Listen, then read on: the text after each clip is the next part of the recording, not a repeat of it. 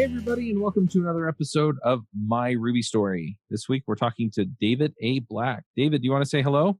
Yes. Hello. Hi. Now, we had you on not that long ago. We talked about the new version of your Ruby book. Mm-hmm. You know, we had you and Joseph on. This episode is sponsored by Sentry.io. Recently, I came across a great tool for tracking and monitoring problems in my apps. Then I asked them if they wanted to sponsor the show and allow me to share my experience with you. Sentry provides a terrific interface for keeping track of what's going on with my app. It also tracks releases so I can tell if what I deployed makes things better or worse. They give full stack traces and as much information as possible about the situation when the error occurred to help you track down the errors. Plus, one thing I love, you can customize the context provided by Sentry. So, if you're looking for specific information about the request, you can provide it. It automatically scrubs passwords and secure information, and you can customize the scrubbing as well. Finally, it has a user feedback system built in that you can use to get information from your users. Oh, and I also love that they support open source to the point where they actually open sourced Sentry if you want to self-host it. Use the code devchat at Sentry.io to get 2 months free on Sentry's small plan. That's code devchat at Sentry.io.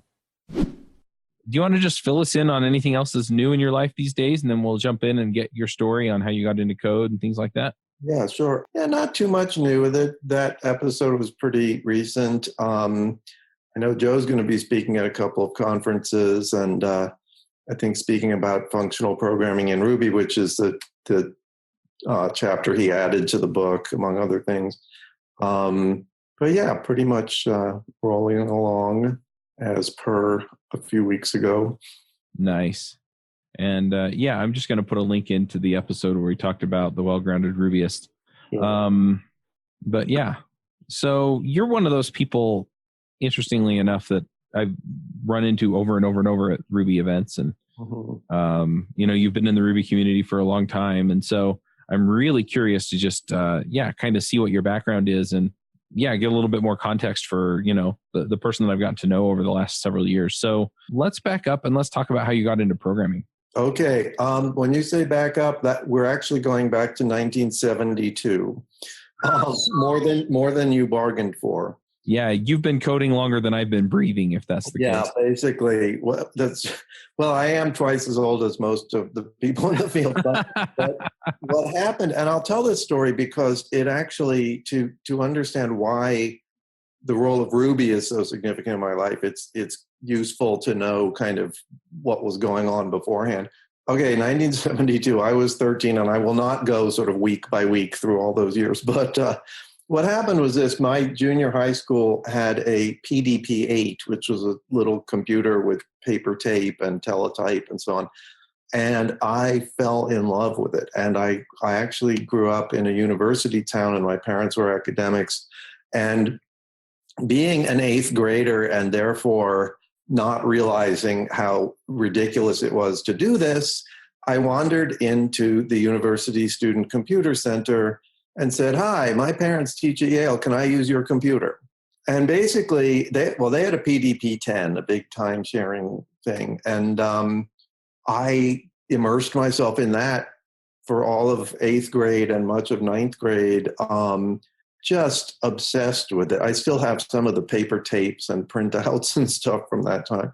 And then flash forward, so that's 1972 to 4. Flash forward, I kind of dropped it. I didn't do much, really anything with computers until I got my first PC in 1987. And of course, my first impulse was to program it. You know, most people just wanted to run Word or whatever. I wanted to see what made it tick. So I got back into programming in the late 80s. I did a lot of, now mind you, meanwhile, I had gone to graduate school in a completely different field. I got my Ph.D. in cinema studies at NYU. So I was basically looking to develop an academic career in the media studies and film studies fields. And I did, in fact. I started teaching in that field in 1992 and got tenure and so forth. And meanwhile, and the threads of this are kind of parallel. Meanwhile, I was getting very much back into computers. I had my first Unix account, I think, in 1990 or 91. And then the university where I was teaching was getting very into technology. And even though I was not teaching computer stuff, I was very deeply involved with faculty committees about technology. I actually had the first live Linux hookup on campus. It was funny because I'm not sure that they really knew what it meant to have live static internet outlets in every dorm and every classroom and I did know. So, and they got rid of them eventually, but I plugged my little Ethernet cable in my office and started up my own server. And it was kind of frowned upon. And actually we ran into some security issues. So I dismantled that eventually, but also at the university, they, within a year or two, they had become very supportive of faculty who wanted to do sort of interesting things,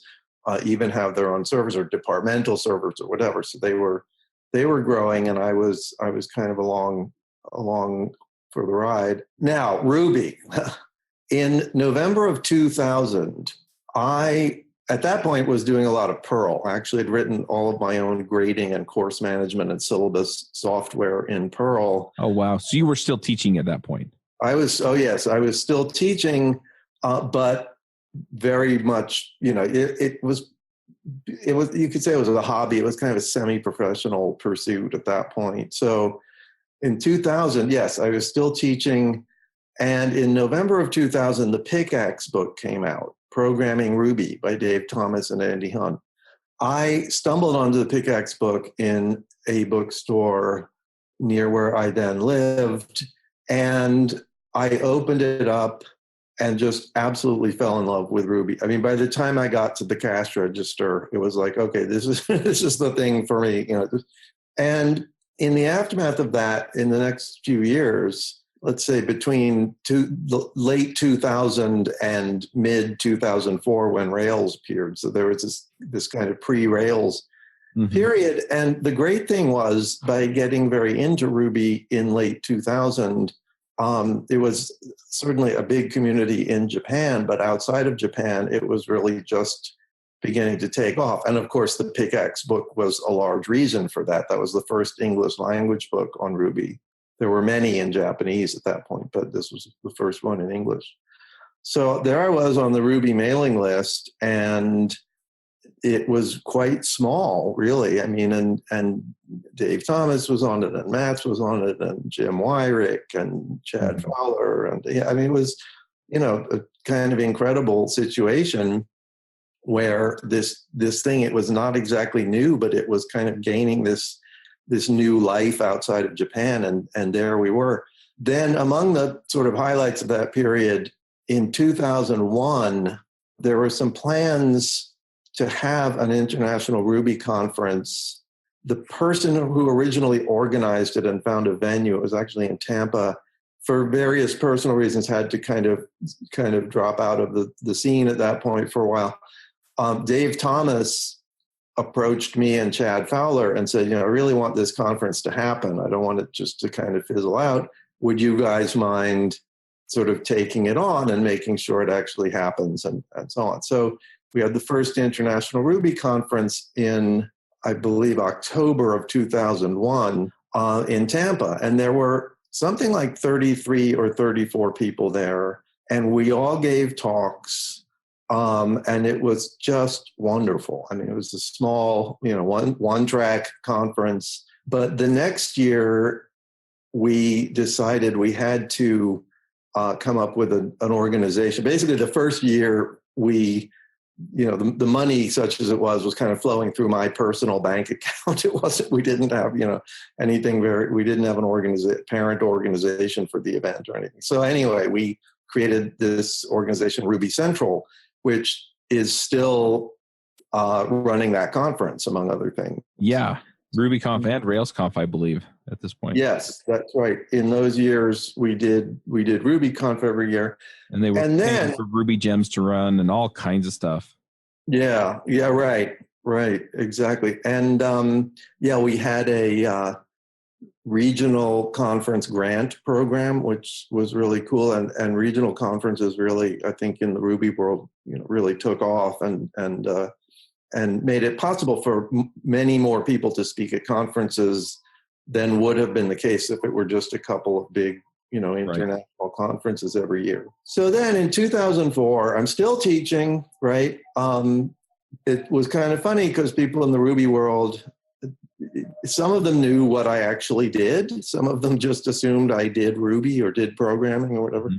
So 2004, Rails came along, and suddenly the world was knocking at our door. And it's funny because we had a lot of conversations about, what's going to be the killer app in Ruby and all this kind of thing.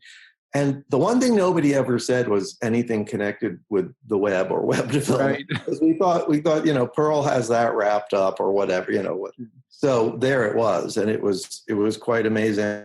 Attendance at RubyConf in 2004, I think, was about 65 people. The next year it was over 200. Oh, wow. Yeah. So, and it was our kind of slightly kind of seat of the pants approach really was put under great stress by that. And we had, yes. to, come up with ways to sort of, I think we started using, I don't know, Eventbrite or whatever it was. But anyway, in terms of my Ruby story, really the turning point was 2005 because Rails had become very big very quickly. At the university, I was approaching a year-long sabbatical. In other words, I was scheduled to be on a research and writing leave for the whole academic year 2005 to 2006. And I would be expected to write a book in my field or equivalent and probably write a book. I had a proposal, for a book on media and so forth.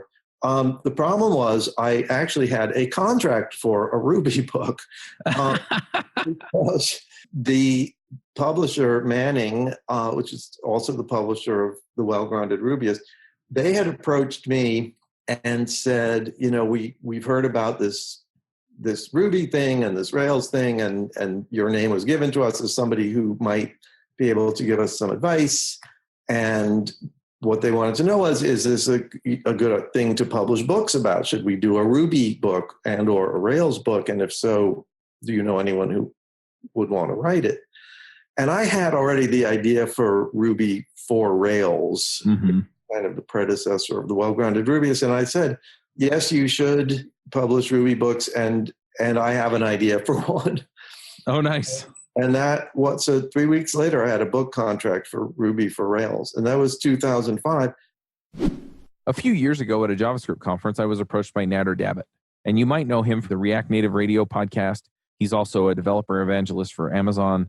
And when he came to me, we had a conversation about React Native. And the thing that I love about React Native is that it's approachable, it's web technology, and it's cross-platform. And it makes a lot of things really easy for developers to jump in and do interesting things on mobile with JavaScript. So we've had this show now running for several years, React Native Radio, where we interview people about the React Native ecosystem, some of the things that are coming out in React and how they affect mobile, and other options that you have for mobile development. So if you're doing mobile development, you're doing it in JavaScript, you're looking for a good option, or maybe you're just trying to stay current with React Native, then go check out React Native Radio at reactnativeradio.com.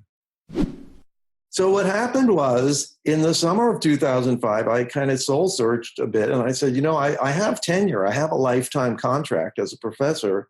However, I really want to write this Ruby book. I have a contract for the Ruby book. I don't want to have to write 2 books. I feel like my interest has shifted really to the programming and computer stuff. It was not an easy decision, and very few people with academic tenure walk away from it. It's pretty hard to get, and increasingly so. So it was a pretty, monumental step to take, but it was absolutely the right thing for me. I mean, it was kind of clear. There's a whole bunch of reasons why I just didn't see myself teaching between then and the end of my work life, or teaching in that context anyway.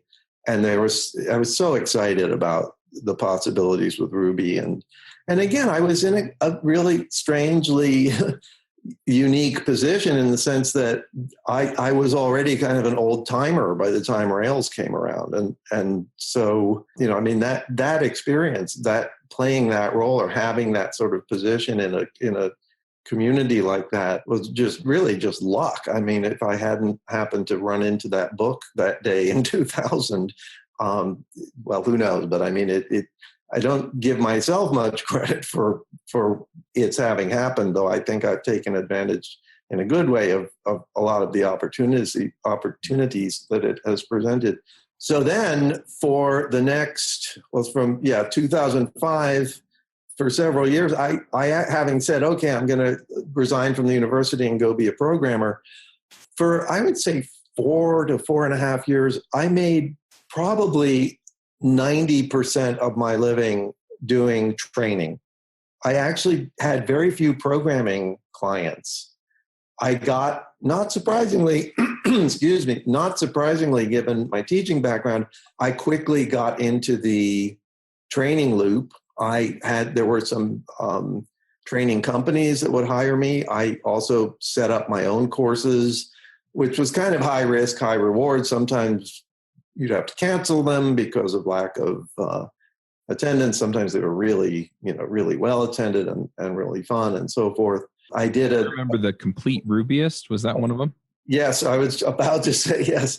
Jeremy McAnally and Greg Brown and I concocted this thing called the Complete Rubyist, spelled EAT. And that's why I remember it, is because it had that funky spelling. And that's right. That's right. Very well branded, right? And we did that 3 or 4 times, I think. Sort of took our show on the road, and that was really fun. That was a lot of fun, and just great. Also working with those 2 guys and kind of they're great guys. Pooling our resources and our efforts. It was good. So what happened basically was then there was a recession, and it became harder and harder to find clients of any kind. And also, as 2006, 7, 8 went by, I was not, the only fish in the sea, so to speak. I mean, in other words, there's more competition and fewer clients. And I've never been good at promoting myself. I mean, it was getting to the point where it was hard to drum up work, and just wasn't good at being the one who could get the work when there was a lot of competition. That was never my strength. So basically, at the end of 2009, I kind of packed it in and said, okay, I'm going to work for someone else. And I pretty quickly actually talked to Joe Leo, who is my co-author on the 3rd edition of the Well-Grounded Rubyist. And at the time, I knew him because he had been actually a student in one of my training classes. He was working for Cyrus Innovation, the consultancy in New York. And I said, you want me? Can I be of any use to Cyrus? So they hired me, and I worked for Cyrus for a while. And then, since then, it's been mostly various. I've done some consulting also. There's been periods where I've sort of freelanced as a consultant. I've now been at 2U for 3.5 years, which is, far and away the longest sort of continuous thing I've done professionally in the computer world. And that's pretty much where I am at this point. That's interesting. And it's really, there aren't so many people now that you can talk to about, those early days of Ruby. I mean, a 38-person conference. Yeah. I mean, I've been to users groups that are larger than that, right? Yeah, well, right. Exactly. I remember saying at a couple of user group meetings, if you want to know how successful you've been in creating this user group, the first International Ruby Conference was smaller than our meeting tonight. Yeah, it's true. But look at who was there. I mean, it was really, amazing. I mean, Nathaniel Talbot talking about test unit and Andy Hunt talking about sneaking Ruby into the enterprise. And then the next year, 2002, in Seattle, Jim Weirich unveiled Rake at the conference. Yeah. In 2004, David Heinemeier Hansen presented on Rails. It was funny because I have pretty bad antennae. Sometimes I don't always know exactly I'm not as cutting edge as some. So Chad Fowler and I were starting to organize the conference and getting getting proposals. And there was one from David Heinemeier Hansson about this thing called Rails. And I said, Chad, do you know what this is? Do we want this? Chad said, oh yeah, we want this.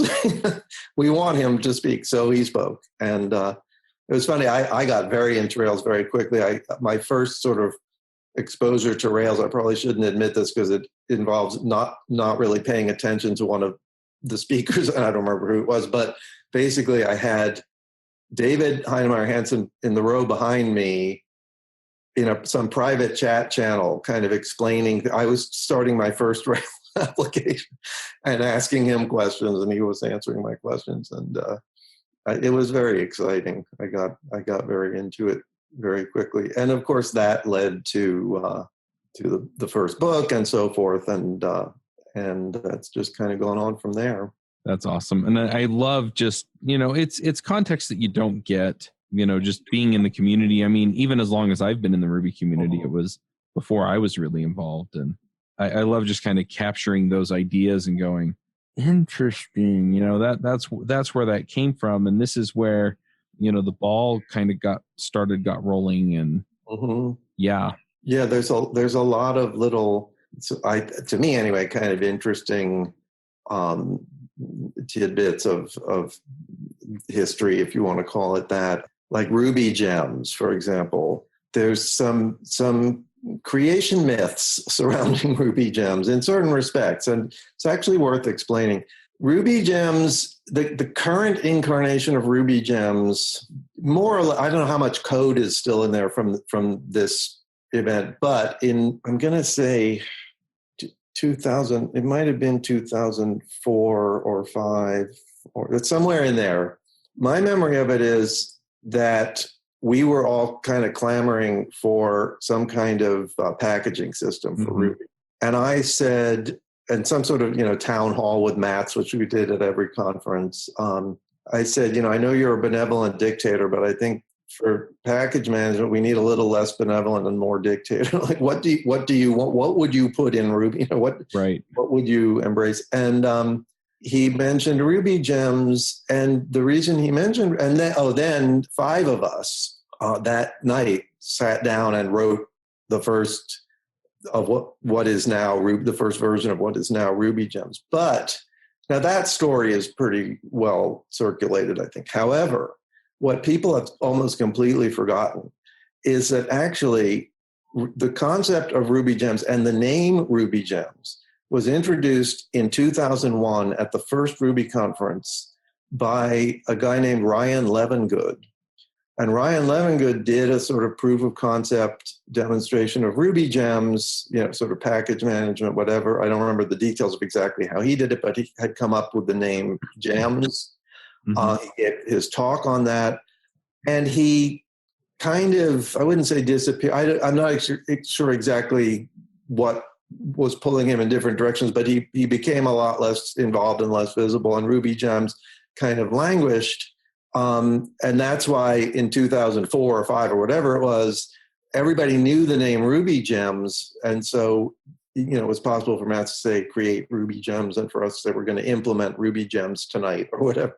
Because that had been a thing since 2001, but I never really hear anyone mention Ryan Levengood anymore. It's good to correct the record, assuming my memory is reasonably accurate. So that goes pretty far back. And like I said, Nathaniel Talbot introduced Test Unit at that first Ruby conference. And that was exciting for me because I actually I didn't write a lot of tests when I did Perl. I ran a lot of code and did my own sort of QA, but I didn't, as far as I remember, I didn't really write suites of tests. I certainly didn't do test-driven development. Right. It was really kind of, breathing this cool, clear air of TDD, to have Nathaniel present this. And that was very exciting. So yeah, there's a lot of things have happened, mostly good. Yep. And yeah, it's been kind of amazing. I'm a little curious too, because you were involved in organizing RubyConf or RailsConf or both for a while. do you have any things that happened there that just kind of, blew your mind? Or, I mean, you've talked about some of the things that got implemented that I think a lot of Rubyists today just take for granted, like Rake and Ruby Gems. Yeah. But yeah, were there any things that were memorable at any of the conferences that were either sort of not planned, but were really cool, or were, kind of terrifying when they happened? I don't know. Yeah, no, there was a lot of cool things. Certainly, yeah, the Ruby Gems stuff and the introduction of Rails and so forth. Yeah, there was kind of a lot of excitement around those. And also, I'll tell you one thing I remember. I mentioned a few minutes ago that there were a lot of books about Ruby in Japanese. In 2002, one of our guests from Japan came over to the conference with a copy of every Ruby book then in print in Japan. And keep in mind that the first English language book had come out less than 2 years before. There's a photograph of this somewhere. I think there were 23 books in Japanese. Oh, wow. And all sorts of things like CGI in Ruby and this and that in Ruby, and I probably learned to program. All this stuff. It was really a revelation. It was like, yes, this really was popular. It really was and is popular in Japan. It's not just something we say. It's like, yeah, there's a whole sort of industry of Ruby in Japan by the early 2000s, and we were in that sense kind of the latecomers. One of my favorite communities to get involved with these days is the Angular community. There are so many great people there. We've had a lot of them on Adventures in Angular over the last several years. And I really wanted to just highlight people and give you a chance to get to know the flavor and the feel of being around some of these awesome people. We've talked to people on the Angular core team. We've talked to people who have organized the conferences. We've talked to some of the co-hosts that I've had on Adventures in Angular. Nowadays, Aaron Frost is running the show, and he's doing the same thing. Typically, he's been doing it at conferences lately, which is a lot of fun. But you get to hear what these people are about and why they care and how they get involved with other people in the Angular community. So if you're looking for that connection in the Angular community and a way to really understand the people who are involved in the Angular community, then go check out My Angular Story. You can find it at myangularstory.com. Yeah, we had some good conference venues. It was also, as conferences tend to be, an opportunity to just to see interesting places and so forth. There was a certain amount of debate about moving from the one-track format, and I was always kind of an adherent of the one-track format, partly because. But actually, not only the first Ruby conference and the second Ruby conference, but also some academic conferences I'd been to that were one track. They tended to cohere in a way that was just really memorable and cool. And yet, we reached a point where part of the problem was we wanted more people to get a chance to speak. Right. And if we had a one track, we'd have 15 or 18 people. And as the community was growing, there was a lot to say. And part of our response to that at Ruby Central was to create this regional conference grant program so that people could go around and do stuff. And local people, people within a city could kind of have their own, or within a region could have their own event. And that, I think, was very, very good, and sort of sparked a lot of interest in organizing conferences. I actually ended up kind of advocating going to multi-track, and I have a blog post about it somewhere, which was kind of just me sort of soul searching about, I love one-track conferences, but it's just not going to work at scale.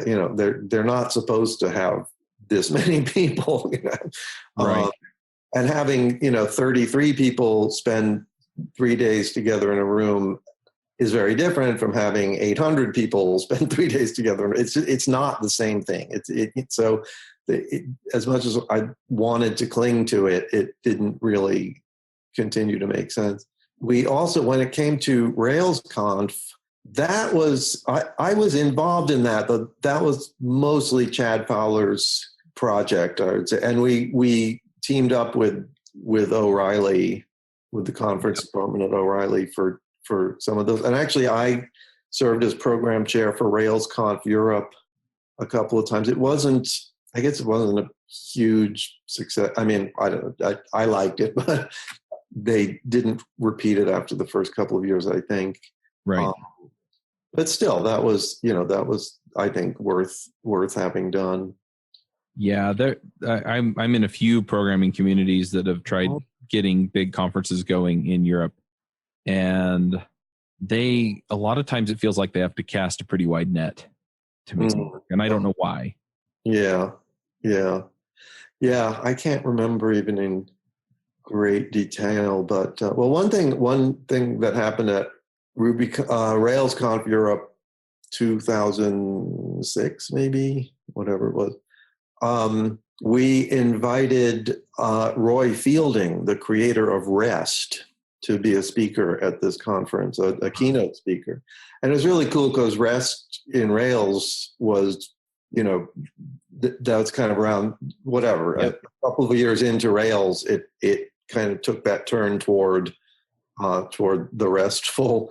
And it was the first time David Heinemeier Hansson and Roy Fielding had been in the same room together. It was just kind of cool to see them interact, and so it was. I felt good about sort of orchestrating things like that. That was a kind of cool moment. Yeah, it makes sense. That's really great. Really, just, and then I love that kind of thing too, where it's just like, yeah, we've got this full-throated endorsement, I guess, of REST, and yeah, then you get like an implementer and an idea guy behind the same, behind the same mic, so to speak. Yeah. And I believe, well, this is a long time ago, I think Roy Fielding said something like he felt that Rails did it the best of any whatever system or whatever that kind of implemented REST in that kind of way. I won't hold him to that now. It's 13 years later. I don't know whether he's still, but it was kind of a cool event. And then I'll just add, Ruby Central has changed directorship, and they're just doing a great job. I mean, it's great to see it flourish, and the continuity, is, to me, very, very gratifying. Yeah, I guess Chad and I and Rich Kilmer were involved for something like 10 years. And then, it was kind of time to hand it off. So we did. Yeah. And I think they rotate directors now. I'm not even sure. That's probably why I don't remember who all. Well, Evan Phoenix is, I believe, still involved, and Abigail Phoenix is involved. But yeah, I'm actually a little kind of rusty on who's running the show right now. But yeah, I think that's right. I think it's not sort of whatever lifetime appointments. Yeah, well, that's good. Nice. So what are you working on these days, David? Mainly work, mainly my work at 2U, and trying to practice the cello more. That's really, I admit I haven't taken on any kind of, pet programming projects recently, because there's really kind of other things I want to do, mainly music. So yeah, most of my programming has been at work. Now, I also have other than the Well-Grounded Rubyist 3rd edition, I don't have any big writing projects. I kind of wish I did. I think it would be cool to do another book. But it would be really fun to have another book project. I just don't know what it would be. I'm kind of spoiled because of this, like I say, kind of unique relationship I have with Ruby and the history of Ruby and the Ruby community. It's not really going to happen again. So I can, if I want to write a book, it's not going to be sort of the second book anyone's ever written on a certain program. You know what I mean? It's not, that kind of thing is not really available, but also I just haven't, it's writing a book is a pretty huge deal. I mean, I've done academic writing. I've done computer technical writing, and I love writing, but I don't have anything in the pipeline right now. We'll see what happens. Nice. Yeah, I finished a book earlier this year that I'm working on getting published, and yeah, it's a ton of work. Yeah, take some discipline. Yeah, even revising, even updating Oh, I'm sure. can be a lot. Well, to me, that sounds a little bit more like working with legacy code. It's like, okay, how do I encapsulate what Yeah. needs to stay and hmm fix what needs to change? Right, and not fix what doesn't need to change. Right. If it ain't broke, don't fix it, kind of thing. Yeah, and Joe, we talked about in our Ruby Rogues episode. Joe just put in incredible effort in that edition, and was really, he wrote the whole new chapter on functional programming, but also added a lot of examples and exercises, and just brought a new eye to everything, and that was really terrific. Yep. Cool. Well, I guess the last thing is, if people want to connect with you online, where do they go? You can find me through davidablack.net. Just ignore the fact that it's a really neglected website. I'm also for email, I'm david@davidablack.net. Twitter, I'm David_A_Black. I didn't quite get under the wire with, these really cool people like Jeremy McAnally and Sebastian Delma. They have 2-letter Twitter handles. I'm not that cool, so so mine is actually my name. Yeah, well, you can't have it all, right? Yeah, there you go.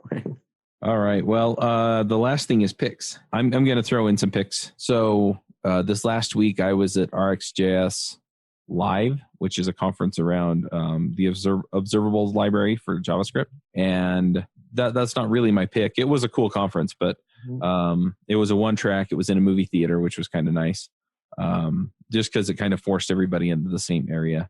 But the thing that I figured out was I really enjoy doing interview video content at conferences. And so I actually got a new camera, which I'm super excited about. It's a Nikon D5600. And I got the package that has 2 lenses in it. So it has I think it's like 17 to 30-ish millimeter. And then it has the longer lens for, shooting from further away. Then I also got... So I'm going to pick that because it's a super nice camera. It's funny because I have another one that I spent more on, and I like this one a lot better. And then I have the Rode Newscaster microphone set, and it's wireless. And what it is it has the receiver that plugs into the headphone jack on the camera, and then it has the transmitter that you actually screw onto the bottom of an XLR mic. And so then I can stand away from the camera and I can just, we can hand the microphone back and forth. I want to figure out how to get another one and hook it onto the camera so that I can have 2 of them running at the same time. And what that would do for me is essentially it would give me the option to run 2 mics, right? And then I could just split them into the camera. And then I also got an LED light off of Amazon, and that just, gives a little bit better lighting when we're in uncertain lighting. In the movie theater, the lighting was kind of suspect until we moved over by the door and got sunlight coming into the door. And so we weren't in direct sunlight, but it was enough. So yeah, so I'm really digging it. And I have a tripod and some other things, but yeah, that's basically my setup. So I'm planning on going to GitLab Connect in New York City next week, and then I'm going to be at Jamstack Conf in October, and I'm probably going to wind up at KubeCon in November. I'm also going to be at Microsoft Ignite in November, and I'm trying to figure out how RubyConf will fit in into November. We'll see. Yeah. But so it's just been a really great way to connect with people because it gives you a reason to, just walk up to somebody and talk to them and then, kind of capture a little bit of who's there and why they're there. So anyway, if you're interested in RxJS, you can see the videos. I'll have them up on YouTube pretty soon. And we're probably going to also release some of those on JavaScript Jabber and some of the other shows because RxJS is kind of core to Angular. It's starting to be used more widely in the React and Vue communities. So anyway, lots of stuff there, but I'm really digging the camera setup. So great. Excellent. All right. Well, thanks for talking to me, David. Thank you very much. Always a pleasure. And yeah. I will see you next time. Yep. See you next time. Okay, thanks. Bandwidth for this segment is provided by CacheFly, the world's fastest CDN. Deliver your content fast with CacheFly.